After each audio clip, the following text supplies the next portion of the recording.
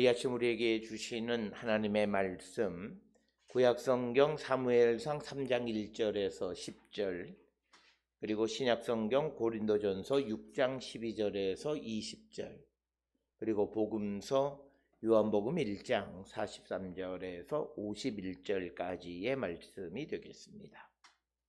우리가 믿음의 삶을 살아가는 것, 즉 신앙생활을 한다라고 하는 것은 서로 상호작용으로 이루어지는 것인데, 그것은 하나님과 성도 사이의 상호작용, 그리고 성도 간의 상호작용에서 믿음은 형성되어집니다.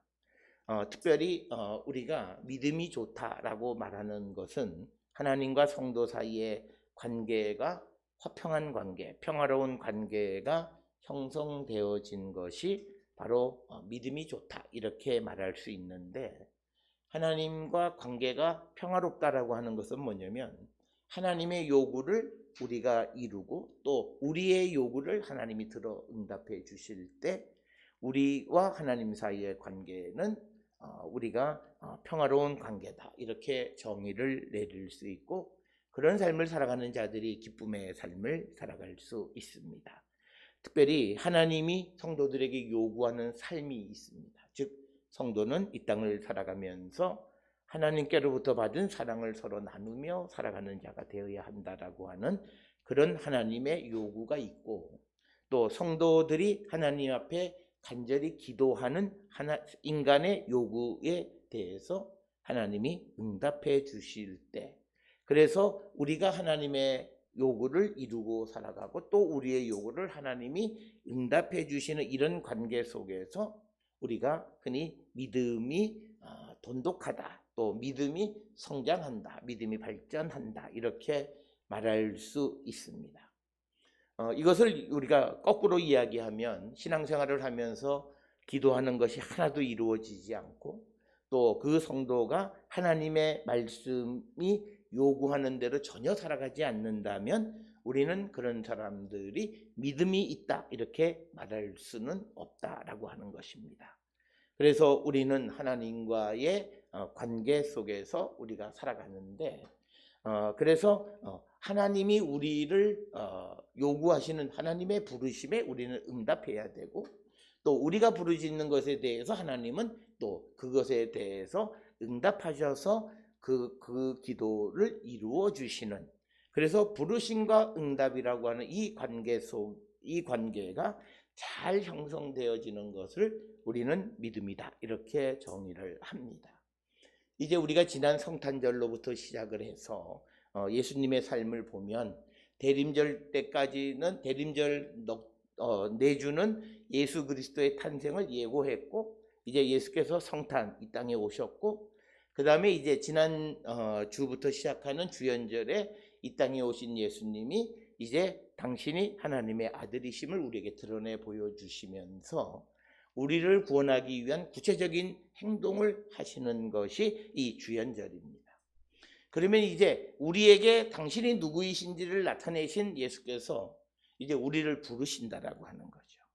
그럴 때 우리가 그 주님의 부르심에 응답하는 자가 되어야 한다라고 하는 것이고, 우리가 주님의 부르심에 응답하는 자가 된다라고 하는 것을 다른 말로 이야기하면 예수를 영접하는 자가 되어야 한다라고 하는 겁니다.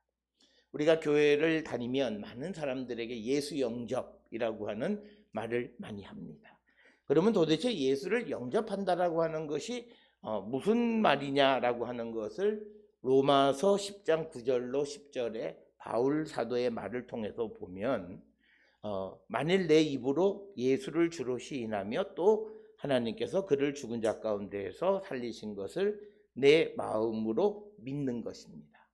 그러니까 내가 예수님은 나의 구세주이시고 나의 그리스도이시고 나의 구원자이시고, 그리고 그 예수님은 하나님께서 죽은 자 가운데에서 다시 살리신 주님이시다. 그러니까 우리는 부활하신 주님이 나의 그리스도이심을 고백하는 것, 그게 예수를 영접한 것이다 라고 하는 겁니다.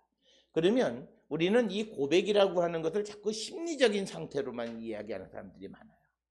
그런데 이 성경에서 말하는 마음은 그 사람의 전인, 그 사람의 삶 전체가 그 예수가 나의 구원자임을 믿는다라고 하는 뜻이에요. 마음으로 믿는다라고 하는 것이 내 마음 속에서 나 혼자 생각하는 심리적 상태가 아니라 그 사람의 전인이 예수 그리스도를 나의 구세주로 믿는 거예요. 그러면 예수님이 나의 구원자이시다라고 하는 것을 믿는 사람은 그가 살아가는 삶의 모습이 달라진다라고 하는 거죠. 그것을 대표적으로 표현하는 것이 뭐냐면 입으로 시인한다라고 하는 게 말로만 주여 주여 주여 하는 그것을 의미하는 것이 아니라 이제 내가 예수가 나의 구세주이시고 나를 도우시고 고난 속에서 나를 건져주시는 분이시다라고 하는 그 믿음을 가지고 있으면 우리가 조금은 세상을 살아갈 때에 당당하게 살아갈 수 있고 어떤 어려움 속에서도 너무 두려워하는 삶을 우리가 벗어날 수 있다라고 하는 것입니다. 이런 관계가 되어진 것이 바로 우리가 믿음의 관계, 주님의 부르심에 응답한 주님을 영접한 자의 삶을 사는 것이다. 우리가 믿음이라고 하는 것은 내가 이렇다 저렇다라고 말하는 것이 아니라 내가 살아가는 삶에서 내가 어떤 믿음을 가지고 있는지가 나타나게 되어진다라고 하는 것입니다. 따라서 오늘 우리가 읽은 세 곳의 성경의 말씀은 전부 다가 하나님의 또는 예수님의 부르심에 응답하는 자와 응답하지 못하는 자의 모습들을 우리에게 보여주면서 우리가 어떻게 또 하나님은 누구를 부르시고 또 그리고 어떤 자들이 그 주님의 부르심에 응답할 수 있을까라고 하는 것. 즉 이 말은 다른 말로 하나님과의 좋은 믿음의 관계를 세울 수 있는 사람은 도대체 어떤 사람일까라고 하는 것에 대한 대답과도 같은 것이 되겠습니다. 오늘 주시는 사무엘상 3장 1절로부터 10절까지의 말씀은 우리가 잘 아는 어린 사무엘이 성전에서 길리워졌어요. 이 말은 그 어머니 한나가 하나님 앞에 약속을 했어요. 만약에 저한테 아들을 하나 주시면 내가 그 아들을 하나님께 드리겠다. 즉 하나님의 일을 위해서 내가 그 아이를 바치겠다. 그래서 그 아이가 어머니의 젖을 뗀 이후부터는 엄마의 손이 아니라 제사장에게 드려져 성전에서 그가 자라게 됐습니다. 그때 그가 이제 성전의 이 법궤 앞에서 잠을 잘 때 하나님이 이 사무엘을 부르는 이야기가 3번 등장하는 겁니다. 그래서 처음에 4절에 보면 여호와께서 사무엘을 부르시는지라 그가 대답하되 내가 여기 있나이다. 그런데 사무엘은 그때 자기를 부르는 것이 하나님이 부르신 것인 줄 모르고 엘리 제사장이 부르는 줄 알고 5절에 보면 엘리에게로 달려갔다 이렇게 이야기를 합니다.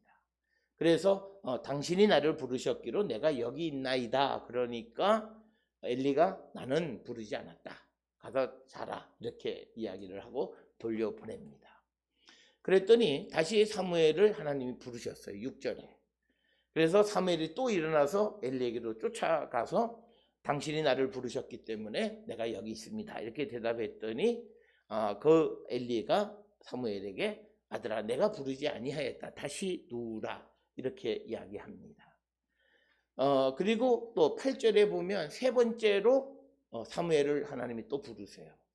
그러니까 또다시 사무엘이 일어나서 엘리에게로 가서 당신이 부르셨기로 내가 여기 있나이다 하니까 엘리가 같은 일이 3번 반복되어지니까 아하 이거 여호와께서 부르신 것이다 라고 하는 것을 짐작하고 엘리가 사무엘에게 가르쳐 줍니다. 그래서 9절에 보면 만약에 다시 너를 부르시거든 여호와여 말씀하옵소서 주의 종이 듣겠나이다. 이렇게 대답하라. 이렇게 알려줍니다.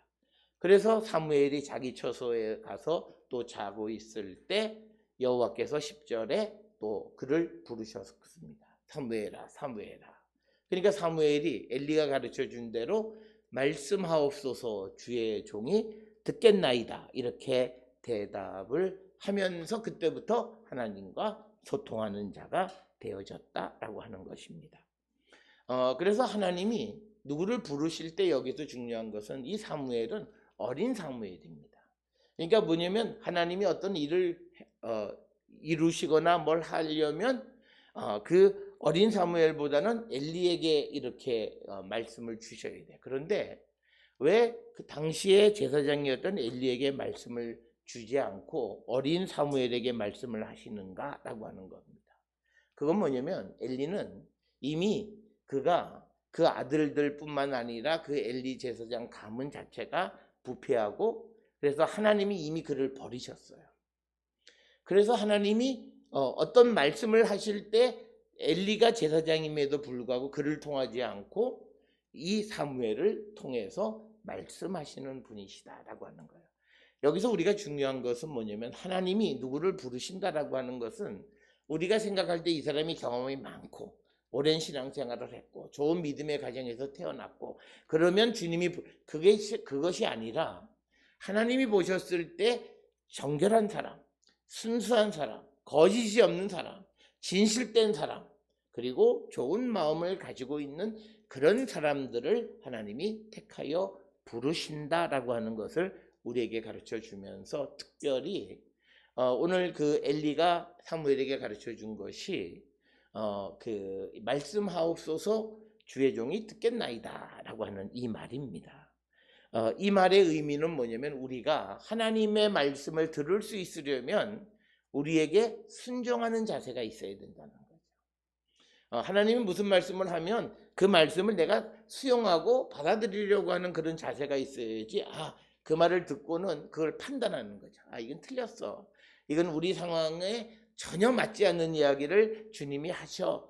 그러니까 우리가 오늘날 믿음의 삶을 살아가는 사람들에게서 종교 현상적으로 가장 이해되지 않는 것이 뭐냐면 사람 눈에 참 믿음이 좋은 것처럼 보이는데 그 사람의 삶에 여러 가지 우여곡절과 또 우환도 많고 좋지 않은 일들이 많이 벌어지는 사람들이 있어요. 그런데 우리가 그 사람에 대해서 알 수 없는 게 있어요. 그 사람이 하나님에 대해서 어떤 마음을 가지고 있는지 우리가 알 수가 없어요. 그러니까 우리는 오랫동안 신앙생활을 했으면 그 사람이 하나님을 잘 알 수 있다고 생각하는데 그게 아니라 그 사람이 하나님의 말씀에 대한 순종적 자세, 즉 내가 듣겠습니다, 말씀하시옵소서라고 하는 그런 순종적 자세가 있지 않으면 하나님의 은혜를 받을 수 없다라고 하는 거예요. 우리가 하나님이 무슨 말씀을 하시면 많은 사람들은 내가 그 일을 어떻게 해? 그래서 내가 그것을 할 능력이 없습니다. 그러고 주저할 때 그게 우리가 어떻게 보면 믿음이 있는 것 같은데 그게 믿음이 없는 거예요. 왜냐하면 하나님이 우리에게 어떤 일을 시키실 때 우리가 그 일을 할 수 있는 능력이 있어서 그 일을 시키시는 것이 아니에요. 하나님이 우리에게 어떤 일을 시키시면 내가 하겠습니다라고 하면 그 다음부터 하나님은 우리에게 그 능력을 주시는 거예요. 그래서 우리가 하나님이 내게 어떤 일을 맡기시면 그 일은 내 능력으로 하는 것이 아니라 하나님이 주시는 하늘의 능력을 우리가 입고 그 일을 행하는 것이다라고 하는 거예요. 그러니까 우리는 어떤 일이든지 그것이 엄청난 일이고 정말 내가 감당할 수 없는 일이라 할지라도 그 말씀을 하시면 그냥 그것을 내가 수용하는 순종적 자세가 있어야 한다라고 하는 겁니다. 특별히 우리가 그런 모습을 잘 볼 수 있는 것이 누가복음 1장 38절에 천사가 나타나서 그 마리아에게 처녀한테 네가 이제 잉태해서 아들을 낳을 것이다. 그리고 이 모든 일은 성령으로 되어지는 것이다. 그랬을 때 그때 마리아의 대답이 딱 하나요. 주의 여종이오니 말씀대로 내게 이루어지옵소서. 그러니까 뭐냐면 하나님의 말씀대로 나한테 그 모든 것을 이루소서. 그러니까 뭐냐면 처녀가 잉태해서 아들을 낳는 그 일도 하나님이 내게 주신 것을 내가 그대로 감내하겠습니다. 그런데 성경에 보면 마리아가 또는 요셉이 그 일로 말미암아 사람들로부터 비난을 받거나 어떤 모욕을 당하거나 그런 일은 성경에 기록되어 있지 않습니다. 그런데 우리가 많은 사람들이 설교할 때 그런 말들을 많이 해요. 뭐냐면 그래서 마리아가 얼마나 당시에 고난을 당했고 요셉이 당시 사람들로부터 얼마나 명예의 훼손, 그거는 하나님의 능력을 무시하는 말이에요. 왜냐하면 똑같은 어려움을 당해도 우리가 세상을 살아갈 때도 어떤 이들은 그 작은 어려움으로 아주 엄청난 일을 당하는 사람이 있어요. 우리가 작년에 어떤 장관 후보가 어떤 일을 행해서 뭐 그 문제가 되어졌어요. 그 시대를 살았던 사람들에게서 좋은 건 아니지만 보편적으로 했고, 그런 일을 했다고 해서 다 그처럼 망신을 당하는 건 없어요. 그런데 어떤 이들은 망신을 당해요.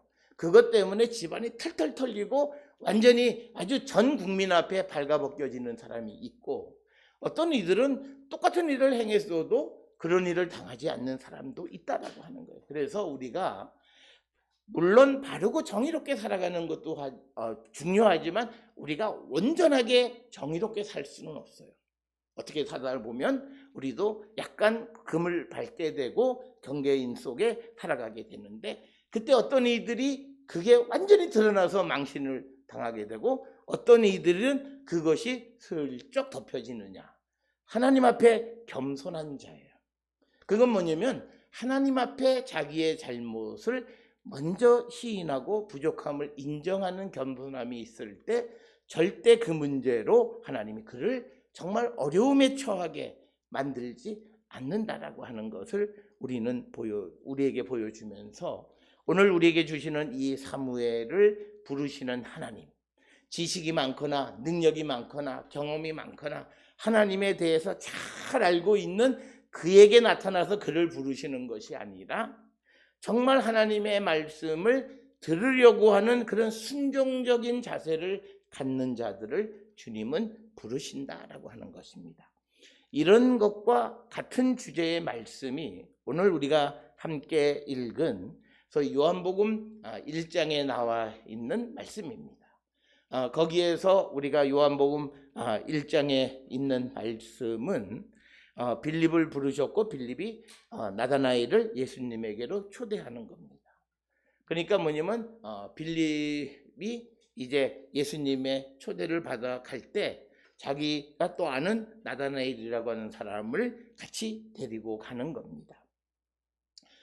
그래서 45절에 빌립이 나다나엘을 찾아 이르되 모세가 율법에 기록하였고 여러 선지자가 기록한 그 사람 우리가 만났으니 요셉의 아들 나사렛 예수다, 이렇게 이야기합니다.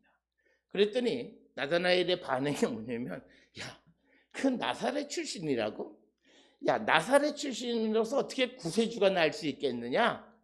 그러니까 뭐냐면 당시 세파를 그대로 반영한 거예요. 그러니까 46절에 나다나엘이 이르되 나사렛에서 무슨 선한 것이 날 수 있느냐? 그러니까 빌립이 뭐라고 얘기하면 나다나엘한테, 그럼 네가 와서 봐라. 네가 생각할 때 오늘 이 말씀은 오늘을 살아가는 우리에게 있어서 굉장히 중요한 것이 뭐냐면, 우리는 어떤 사람의 외형을 보고 그 사람을 판단해서 아예 만나지도 않는 일들이 많아요. 지금은 사회가 많이 좋아졌지만 옛날에 어떤 무슨 취직을 위한 면접을 하거나 또는 어떤 무슨 지방학교에서 서울학교의 대학원에 진학을 하거나 할 때 대부분 보면 형식, 그 사람이 가지고 있는 그런 형식, 학점, 배경 이런 거를 통해서 그 사람을 판단하는 거예요. 그런데 성경은 그런 것이 아니라는 거예요. 그래서 나다나엘이 자기가 가지고 있는 선입견에 의해서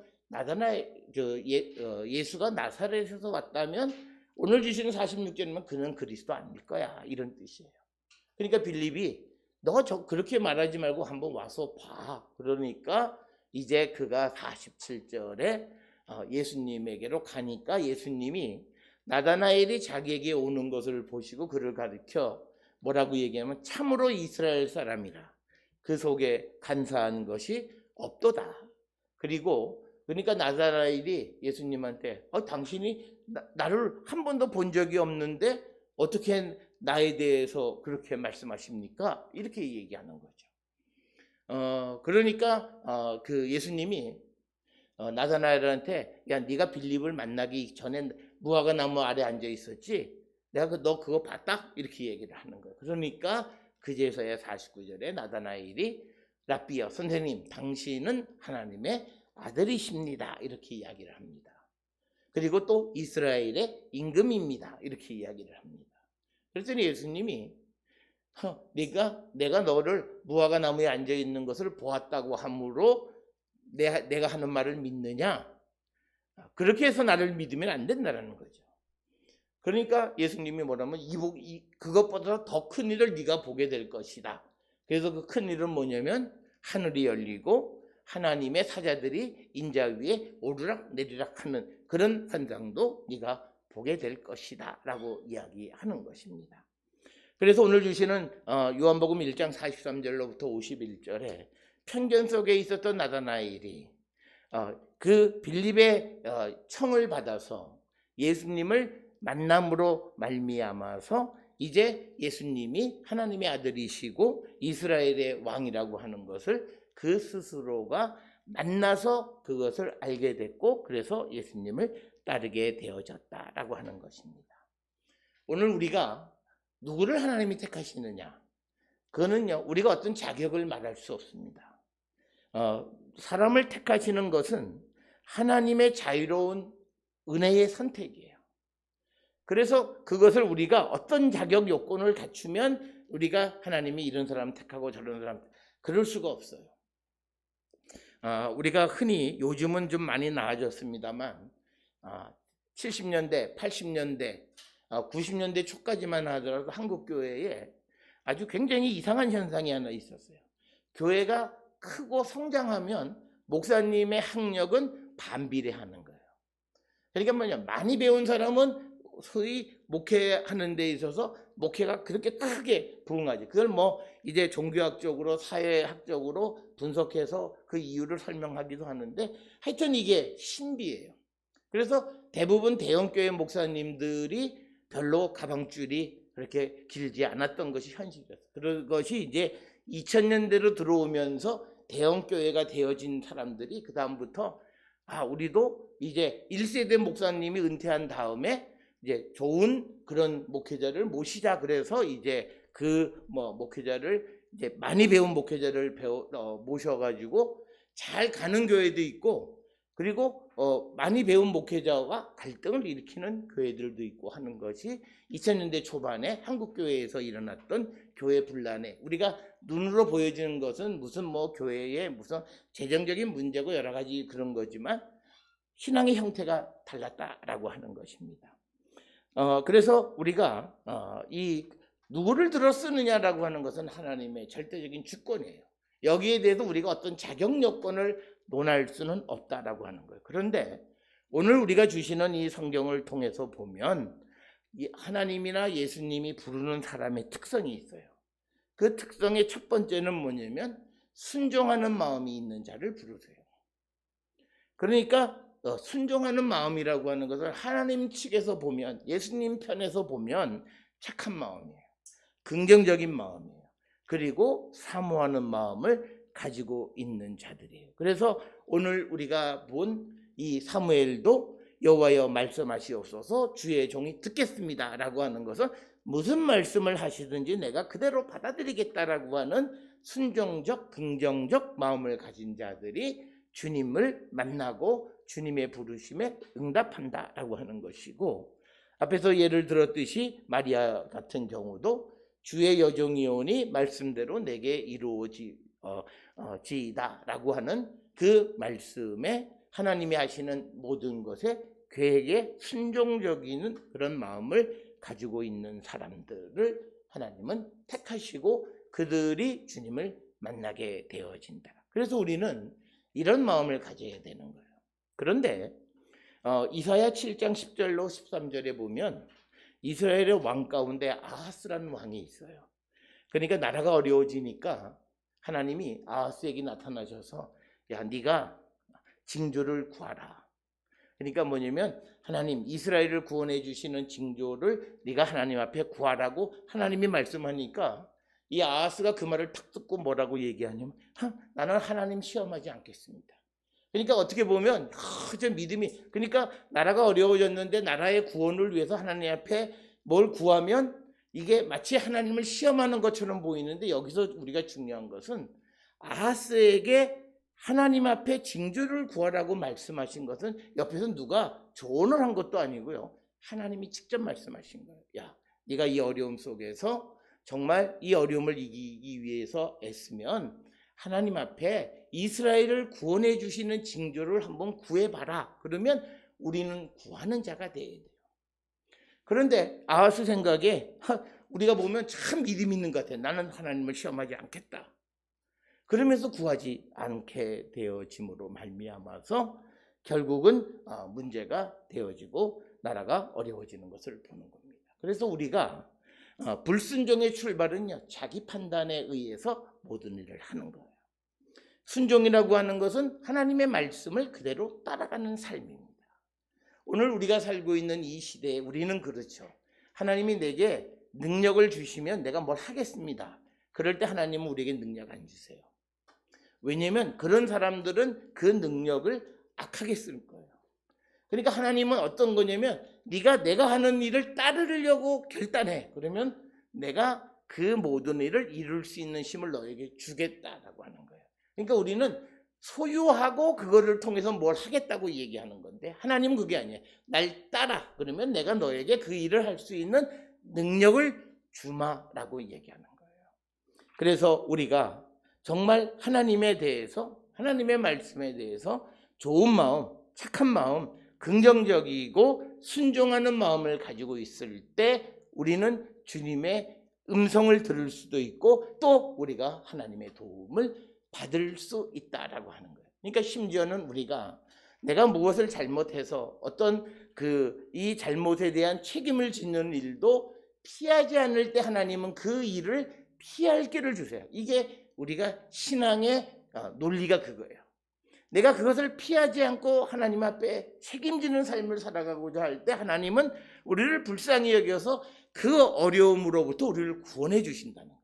그런데 우리는 하나님 이번만 한번 구원해 주시면 내가 다음엔 절대 안 하겠다 그러고는 다음에 또 그런 일을 반복하는 게 사람의 모습이에요. 그런데 이번에 내가 잘못했고 그래서 내가 이번에 하나님 내가 책임을 내가 질 수 있는 범위에서 책임을 지겠다고 할 때 하나님은 그 책임을 면하게 해주시는 분이시다라고 하는 것. 이걸 우리가 꼭 기억을 하셔야 되겠고 또 우리가 오늘 예수님이 이 나다나엘을 보면서 말씀하신 게 있는데 그것은 바로 이 사람에게 거짓이 없다라고 하는 겁니다.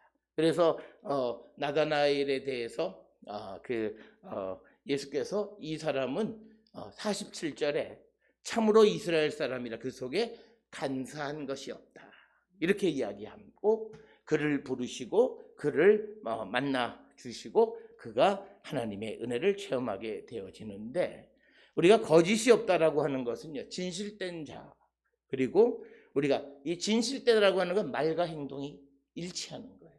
그리고 이건 뭐냐면 속생각과 겉으로 나타나는 행동이 동일한 거예요. 그러니까 예수님이 제일 싫어하는 게 뭐냐면 위선은 뭐냐면 마음으로 생각하는 것과 행동이 다른 거예요. 그런데 우리가 거짓이 없다라고 하는 것은 내 속의 생각과 겉으로 하는 것이 일치하는 거예요. 우리 사회는 우리가 이런 면에서 우리 사회는 건강한 사회가 아닙니다. 사람을 대면해서 하는 말과 뒤돌아서서 하는 말의 차이가 심하고 이것은 고령층으로 갈수록 더 심해요. 저는 제가 지금도 꼭 기억하고 저러면 안 되겠다고 하는 것이 제 선생이 미국에서 오랜만에 오신 분을 만나고 막 허그하고 뭐 난리가 났어요. 그리고 한 20분 담수하고 나간 다음에 나가서 한 2, 3분도 안 되지 자치는 말이야. 그러니까 그 사람에 대한 비난으로 탁 돌아서는 거예요. 그냥 끼어안고 막 그러다가 나가자마자 2, 3분 안에 그 사람에 대한 비난을 하는 거예요. 그러니까 우리의 모습이 그런 모습은 바람직한 것이 아니고 그것은 거짓된 모습이고 그런 삶은 주님을 만나기 매우 어렵다라고 하는 것이고 그런 사람들은 하나님의 부르심에 응답하기가 매우 어렵다. 그러니까 거짓을 말하는 사람의 이유는 자기 이익이에요. 뭐든지 자기 이익만 생각하는 거예요. 그래서 만약에 우리가 거짓이 없는 사람은 우리가 흔히 말하면 단순하다라고 하는 말은 그 마음에 복잡한 생각이 없는 거예요. 그러니까 뭐냐면 내가 이것을 통해서 나의 이익을 극대화하려고 하는 마음을 가질 때 그 사람의 생각은 복잡해요. 그런데 우리가 그런 거짓된 마음이 없으면 그 사람의 생각은 너무너무 단순한 거예요. 그래서 우리가 사람이 순수하고 단순한 사람들을 만나면 훨씬 우리가 쉽게 세상을 살아갈 수 있고 또 그런 사람들이 하나님을 만날 수 있다라고 하는 겁니다. 이처럼 우리가 거짓이 없고 그리고 우리가 순종하는 마음으로 하나님의 부르심에 응답하는 자가 되어질 때 우리 안에 이제 주님이 계시고, 그래서 오늘 우리가 읽은 고린도 전서 6장 16절에 나와 있는 것처럼 우리에게 성령이 거하시는 거룩한 성전이 되어진다라고 하는 겁니다. 그래서 우리가 음행의 죄를 짓지 말라라고 말하는 이유가, 음행은 몸으로 짓는 죄예요. 그런데 우리의 몸은 주의 성령이 거하시는 거룩한 성전이라는 거죠. 그래서 오늘 고린도전서 6장 19절에 너희 몸은 너희가 하나님께로부터 받은 바 너희 가운데 계신 성령의 전인 줄을 알지 못하느냐. 너희는 너희 자신의 것이 아니다. 이렇게 말씀하는 것입니다. 우리가 하나님의 부르심에 응답하고 그래서 우리 안에 주의 성령이 거하시면 우리는 하나님께서 값지르고 속량해 주셔서 우리의 몸은 하나님께 속하고 하나님의 것임을 우리가 고백하는 삶을 살아갈 때, 이때 하나님은 하나님의 것을 이제 지키시고 그것을 보호하시고 그것을 인도하시는 분이시다. 따라서 우리가 2021년 많은 사람들은 이 한 해가 부흥하고 이 한 해에 우리가 회복되고 이 한 해에 우리의 소원이 잘 이루어지기를 소망하는 마음을 가지고 새해를 시작합니다. 우리의 삶이 정말 하나님의 은혜와 복 가운데 살아가는 자가 되려면 우리가 거짓 없는 마음과 순종하는 마음으로 주님의 부르심에 응답하는 자가 되어질 때, 비록 우리가 연약하고 부족할지라도 우리에게 사명을 주시고 그 사명을 이루게 힘을 하나님이 주신다라고 하는 거예요. 그래서 우리는 내가 할 수 없는 것까지도 하게끔 하시는 하나님의 은혜를 체험하고 살아갈 수 있다. 바로 그런 삶을 살아가게 될 때 우리의 삶은 정말 내가 기대했던 그 이상의 삶을 살아가는 복된 삶을 살 수 있을 것입니다.